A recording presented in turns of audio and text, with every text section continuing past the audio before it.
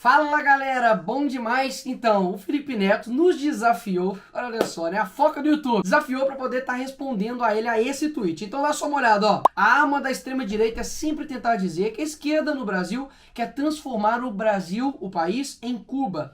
Então, bolsonaristas, respondam. Estou aqui. Em 13 anos de PT, se tem uma única só que ele pediu, tá? Medida tomada para transformar o regime brasileiro em algo parecido com o regime cubano. No aguardo. Ou seja, tá falando, olha, nunca, né, o PT quis transformar o nosso país Brasil em um país de esquerda, né? Vejamos. E agora você vai dar só uma olhada aí pra ver o tanto assim que esse cara ele é incoerente, tá? Mas assim, é rapidinho, vê aí. Só que por princípio eu não voto em corrupto. Então assim, não existe votar em alguém corrupto. Não existe. Na minha concepção não existe. Então assim, votar no Lula sob qualquer hipótese, contra qualquer candidato, eu não voto. Você fala, o Lula contra o gorila Malaquias. Eu vou votar no gorila. Embora o Bolsonaro represente muita coisa que eu discordo, que eu acho que tá errado no mundo, se fosse ele contra o Lula, eu acho que eu não teria escolha. Teria que votar. Eu não sou lulista. Eu falei que voto no Lula contra o Bolsonaro e é óbvio que voto, porque qualquer pessoa sensata com 2 neurônios vota. Então vamos lá, né? Depois dessa aí de que, eu não mudo meus princípios. Agora ele já mudou, né? Princípios, Felipe Neto, não se muda, tá bom? Só pra ficar claro aí. Primeira coisa, reduzir os crimes do PT, a mera corrupção já é favorecê-lo. Porque antes dele chegar ao governo, ele começou a se estruturar fundando o Foro de São Paulo. E aí quem faz parte do Foro de São Paulo? Uma galerinha bem gente boa. Tipo o Mir do Chile e narcotraficantes das Farc. Pra poder instaurar o que aqui no Brasil? A Disneylândia? Acho que não, né? Obviamente o comunismo aqui, mas... Pô, Nicolas, isso é viagem da sua cabeça, né? Então tá bom então, vamos deixar então o Lulinha falar pra vocês aí. Vai. Todos de esquerda na América do Sul, você podia prever que isso ia acontecer? Prever não, mas nós já lutávamos por isso e já trabalhávamos por isso, inclusive porque nós criamos o Fórum de São Paulo, que lutava para isso. O companheiro José Dirceu, companheiro secretário-geral do Partido dos Trabalhadores. Depois iremos discutir problemas estratégicos da luta pelo socialismo na América Latina e Caribe. Todos depois foram eleitos presidente da República. Todos foram. Todos. Recibí la invitación para asistir en 1995 al Foro de San Pablo y una de las personas a las que conocí fue, en aquella ocasión yo conocí a Lula, entre otros, y me llegó alguien a mi puesto ahí en la reunión y yo le dije, ¿quién eres tú?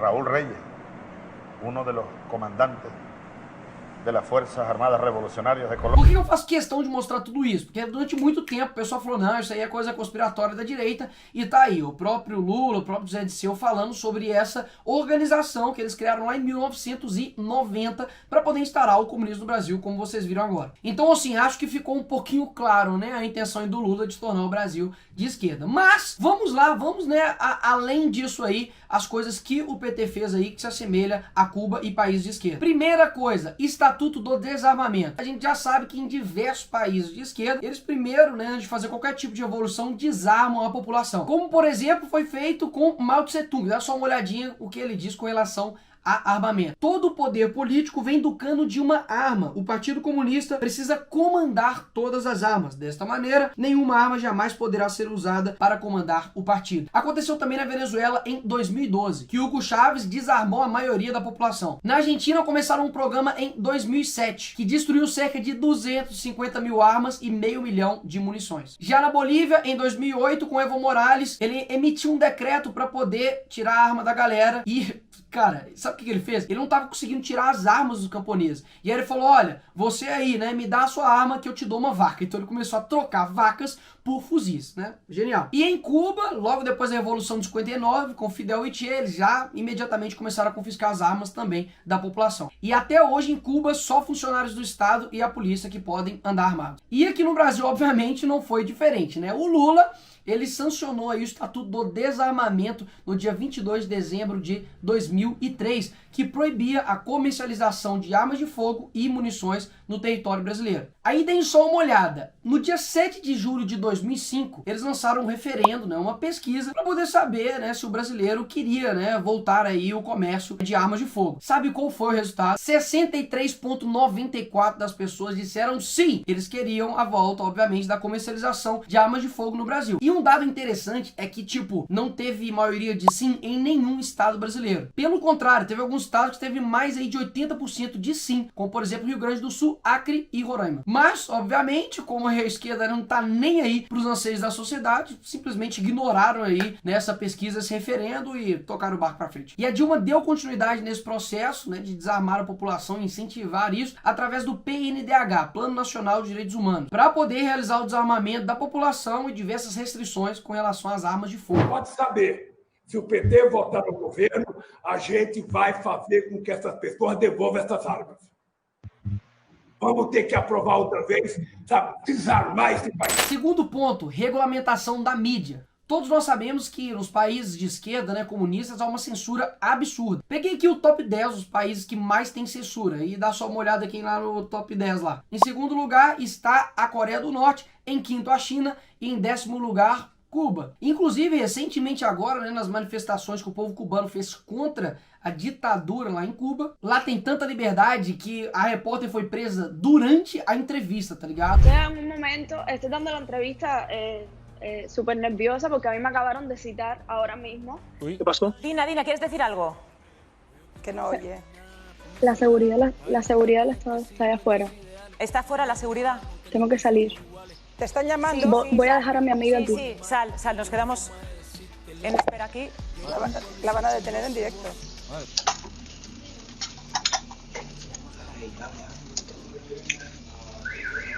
No sé si se ve. Inclusive também lá em Cuba agora eles cortaram rede social e estão colocando aí diversos ativistas contrários em prisão domiciliar. Mas tem alguém que também defende isso. Quem será? Nós vamos regulamentar os meios de comunicação desse país. E também, obviamente, era defendido pelo poste, né, aí do Lula, que era o Haddad e Manuela Dávila. Dá só uma olhada no plano de governo deles de 2019 e 2022. Graças a Deus, né, eles perderam e o Biruliro veio. Dá só uma olhada. Mas não haverá efetiva democracia na sociedade sem democracia, diversidade e pluralismo na mídia. Tá, vamos ver, né, até aí tudo bem. Isso será feito por meio de um novo marco regulatório da comunicação social eletrônica. O que seria isso, hein? A fim de concretizar os princípios da Constituição Federal, bem como pelo fortalecimento da comunicação pública. Me engana que eu gosto, viu? Essa democratização e regulamentação da mídia é o seguinte: você pode postar tudo, menos aquilo que eu não quero, né? Super democrático. Terceiro ponto, vamos falar sobre estatização do jornalismo. A gente sabe, né, que quando a pessoa tem a capacidade ali na mídia, né, de narrar os fatos ali, fica muito mais fácil, né, moldar a mente das pessoas para o que elas querem que acreditem. E sim, obviamente estou falando da Globo. E do ano 2000 a 2016, sabe quanto a Globo ganhou em repasses federal? Nada mais, nada menos que 10,2 bilhões de reais. E, inclusive agora, né, o lucro da Globo só tá despencando no governo Bolsonaro. E obviamente a gente tem que ser muito inocente, burro ou ignorante para não achar que a Globo aí, né, ajudou muito o processo, não de corrupção, né, digamos assim, mas no sentido de degradação moral da nossa sociedade. Então, estatização do jornal é algo que é feito assim em todos os países de esquerda, principalmente em Cuba, que tem um jornal e é do governo. Quarto ponto, falta de liberdade econômica. Em 2003, o Brasil se encontrava na posição 72 no ranking de liberdade econômica. Já em 2018, estávamos na posição 153. E você pode falar, mas no governo PT, Lula, Dilma, né, o pobre, né, teve condição de sair, o pobre não sei o quê. Vamos ver se isso é verdade mesmo, vamos ver quanto de fato o Brasil cresceu nesse período. Entre 94 e 2016, teve um crescimento econômico de 31,4%. Isso nos deixou muito, mas muito muito longe do crescimento dos mercados emergentes, que foram quase 5 vezes maior. A gente não conseguiu, acompanhar nem os nossos vizinhos, né, América Latina, que foi de 37,4% no mesmo período. Ou até mesmo dos países da OCDE, né, que foi 42,3%. E esse estudo aí é da onde? Deve ser do Instituto Bolsonaro? Não, tá? É da PUC-Rio. Vai lá e reclama com ele. E em 2014, o Brasil passou por sua pior recessão econômica, na história. Jogou mais de 8 milhões de pessoas abaixo da linha da pobreza e destruiu aí diversos empregos. E como vocês podem ver, peguei um ranking aqui da liberdade econômica de 2020. E é claro que quanto mais socialista o país é, menos liberdade tem. Dá só uma olhada nesse gráfico. Em primeiro lugar, Coreia do Norte. Segundo, Venezuela. E terceiro, quem?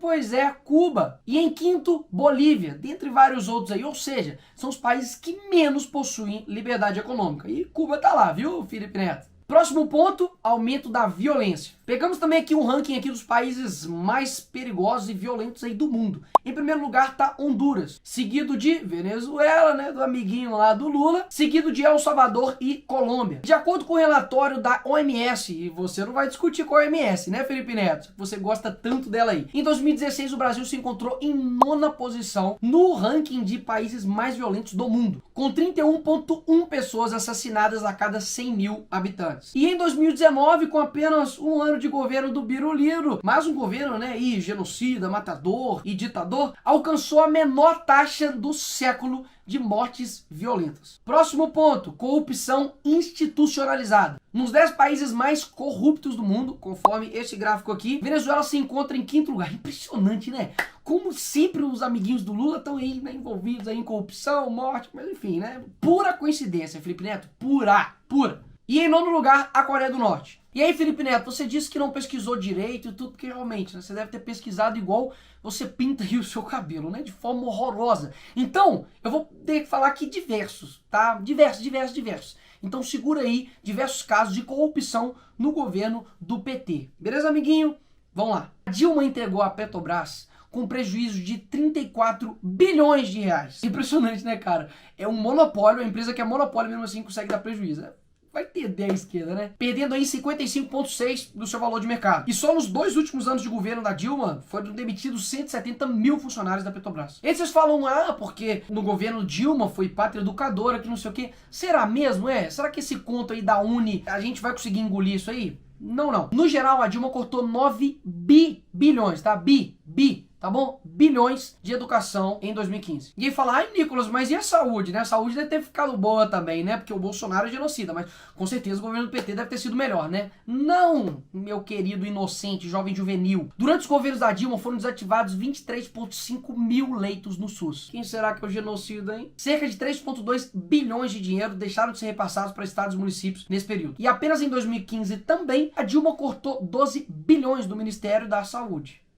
E após aí 13 anos de governo petista, o Brasil se encontra na posição 112 no ranking mundial de saneamento básico. E se hoje quase metade da população brasileira não tem acesso ao saneamento básico, é graças ao fruto aí, né, dos governos Lula e Dilma. E teve muita gente que ganhou dinheiro com o PT, tá? Mas muito dinheiro. Só o BNDES despejou cerca de 1,2 trilhão de reais aí para grandes empresas. E não por um acaso, será que era a empresa do João, da Maria? Não. Todas as empresas envolvidas aí em escândalos de corrupção. Cerca de 90% das medidas provisórias assinadas por Lula e Dilma eram vinculadas a pagamento de propina. E entre 2003 e 2015, governos de esquerda do PT, foram descobertos 4,6 bilhões de reais desviados do INSS aí por causa de pensões fraudulentas. E em janeiro de 2016, como todo bom governo, né, de esquerda grande, mas incrivelmente fraco e que pega todo o dinheiro da população para poder destinar para eles, a Dilma sancionou um aumento de 163% para poder destinar aí para o fundo partidário. Durante os governos petistas, o MTST recebeu cerca de 89 milhões de reais. A CUT, a Central Única dos Trabalhadores, que não trabalham, recebeu cerca de 2,3 milhões de reais. E outras 40 entidades aí ligadas ao MST receberam cerca aí de mais de 40 milhões de reais. E a UNE, que é a União Nacional dos Estudantes, que não estudam, receberam aí cerca de 57 milhões de reais. E como todo bom comunista, né, ele não pode deixar aí de gastar em Rolex, gastar, né, tomando uma Coca-Colazinha, igual Fidel Castro e Che. A Dilma também não poderia deixar de gastar com a sua imagem, né? Gastou cerca de 9 bilhões de reais em 4 anos. Mas também, né, haja cabeleireiro pra poder deixar aquilo ali bonito, né? Convenhamos. E o mais insano de tudo, cara, quando a gente fala, tipo assim, comunista é um 7-1, que passa a perna, que rouba as coisas dos outros, eu não imaginaria que eles roubariam até mesmo deles mesmos. Um levantamento feito pelo TCU mostrou que nos governos Lula e Dilma sumiram 4.564 bens pertencentes à presidência da república. Mano, os caras, tipo assim, começaram a roubar eles mesmos, entendeu? Ou seja, no fim das contas, eles estavam roubando, não era o povo, né? Porque os bens que estão lá não é da Lula, do Dilma, do presidente. É do povo brasileiro que paga. A Copa do Mundo aqui, na verdade, foi tipo a Copa da corrupção, né? Rendeu aí mais de R$1 bilhão em pendências judiciais. E agora eu vou ler aqui rapidinho, tá? Todos os escândalos de corrupção durante o governo do PT, né? Já que o Felipe Neto falou que não vota de jeito nenhum no PT, em corrupção e tudo mais, então vai alguns aí, beleza? E eu fico pensando, né, se eles investigassem a vida do Lula igual investiga a do Bolsonaro, já teria achado até o dedo do Lula aí, né? Ah, piadinha, humor. Agora vamos lá, vamos aqui na velocidade aqui do STF querendo me prender. Primeiro, escândalo do Petrolão, caso Celso Daniel, caso Toninho do PT, escândalo do DENIT, escândalo dos fundos de pensão, escândalo dos grampos da BIM, esquema do plano Safra Real, os diálogos cabulosos aí, né, com o pessoal do PCC, mensalinho nas prefeituras do estado de São Paulo, escândalo do dossiê, escândalo dos fiscais do IBAMA, escândalo do mensalão, esquema de corrupção no Diretório Nacional do PT, escândalo do Brasil Telecom, escândalo da CEPEM, escândalo da Interbrasil, caso Toninho da Barcelona, escândalo da Gamecorp, escândalo da quebra de sigilo do caseiro Francenildo, escândalo das cartilhas do PT, escândalo do banco BMG, caso Rosemary, Operação Navalha, escândalo na Copa do Mundo de 2014, escândalo da Norospar, escândalo dos bingos, lei de responsabilidade fiscal, expulsão dos políticos do PT, caso Henrique Meirelles, Conselho Federal de Jornalismo, escândalo dos vampiros, escândalo das fotos de exorgue, uso dos assessores dos ministérios em campanha eleitoral de 2004, caso Flamorian Portela, abuso de medidas provisórias do governo Lula entre 2003 e 2014, escândalo dos Correios. Ou seja, Felipe Neto, basta você pesquisar além aí dessa sua cabeça colorida, que você vai descobrir que sim, há 1 milhão de escândalos de corrupção, condenações, pessoas, sabe, presas, tesoureiro do PT, 1 e 2, todo mundo que está envolvido com ele está preso e está envolvido com corrupção, mas menos o Lula, né? O Lula é um lírio do campo. Ou seja, está mais que comprovado que de fato eles querem preparar todo o Brasil para poder transformar o Brasil em Cuba e um país de fato socialista. E aí é claro que os caras descobriram, né, que o capitalismo ele funciona. Então, por exemplo, no governo Lula, né, os bancos foram a época que mais lucrou. Obviamente, porque eles usam do capitalismo, né, usa desse proveito para poder enriquecer, né, ilicitamente e assim formar toda a base para poder chegar no poder. E óbvio que quem dera, como eu disse lá no começo do vídeo, se o Lula tivesse simplesmente roubado grana, não foi só isso. O cara, né, através da educação, através da implantação, né, de pautas progressistas, como ele mesmo disse, né, nos vídeos anteriores, conseguiram destruir simplesmente o Brasil. Se hoje o brasileiro já não sabe quem é Joaquim Nabuco, José Bonifácio, André Rebouças, é porque eles estão destruindo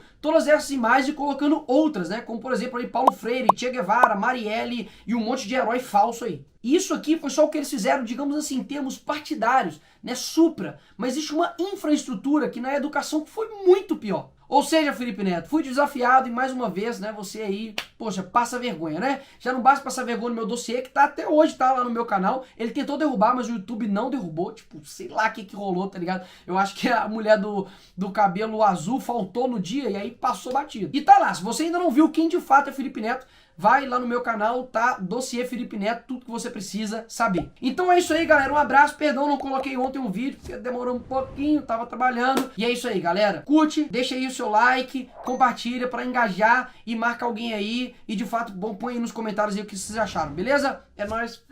Tamo junto.